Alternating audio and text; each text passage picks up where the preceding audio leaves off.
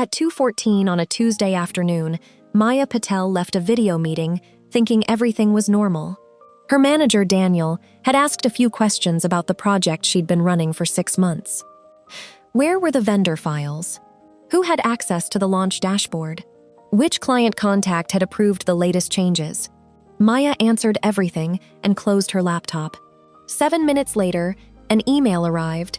Project owner changed, Maya Patel to Evan Brooks. She read it twice. Her name was gone. Let's call her Maya. She worked in product operations at a software company, and this was the biggest project she had handled all year. She had built the schedule, coordinated different teams, solved client problems, and kept the rollout moving. So she messaged Daniel, "Hey, I just saw Evan is listed as project owner. Is that temporary?" 20 minutes later, he replied, "Let's talk tomorrow. Nothing you need to worry about today." That was enough for Maya to know the change wasn't a mistake. The next morning, something else happened. A weekly meeting she had attended for months disappeared from her calendar. Evan was still invited. Daniel was still invited. Maya wasn't. Then she opened the latest launch presentation.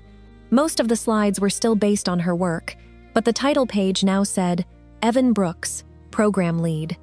Maya Patel, Operations Support. She was still doing the work. She just wasn't the person being seen as the owner anymore. Instead of confronting Daniel, Maya started checking the project history. Old files, meeting notes, previous versions of the presentation. Then she found something. The document showing the new project structure had been created at 9:38 that morning. Her meeting with Daniel started after 1:30. The decision had already been made. Suddenly, Daniel's questions made sense. He hadn't been asking where everything was because he was reviewing the project. He was making sure Evan could take over.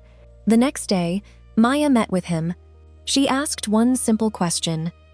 When was the decision made to change project ownership?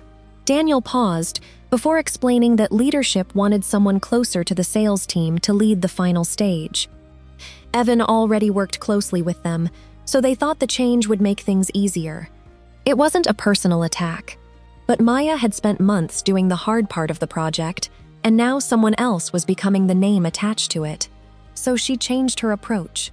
She asked Daniel to clearly define what she still owned, what Evan owned, and how her contribution would be reflected in her performance review.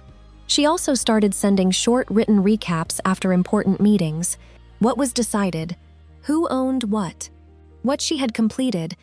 A week later, the project plan changed again. Evan stayed as program lead, but Maya was officially listed as operations lead, with her responsibilities clearly connected to her name. She didn't get the original title back, but her work was visible again. And that 7-minute email finally made sense. The email didn't change everything. Everything had already changed before the meeting started. The email was simply the first time Maya could see it. If your role suddenly changed after a normal meeting, what would you check first? And if someone else started getting credit for work you were still doing, how would you handle it?